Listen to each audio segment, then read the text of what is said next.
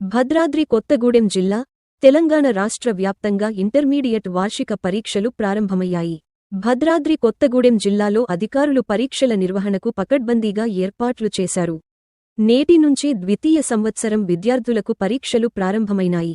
జిల్లా వ్యాప్తంగా 36 కేంద్రాల్లో పరీక్షలు రాయనున్న ద్వితీయ సంవత్సరం విద్యార్థులు 10,003 మంది.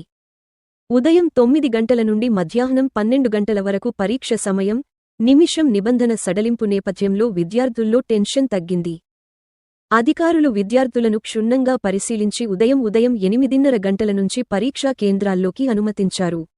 చేతి గడియారాలు, సెల్ ఫోన్లు, ఎలక్ట్రానిక్ పరికరాలు, షూస్ అనుమతించలేదు. సీసీ కెమెరాల పర్యవేక్షణలో ప్రశాంత వాతావరణంలో పరీక్షలు రాసేందుకు జిల్లా ఎస్పీ రోహిత్ రాజు ఆధ్వర్యంలో పోలీసులు పరీక్షా కేంద్రాల వద్ద బందోబస్తు ఏర్పాటు చేశారు.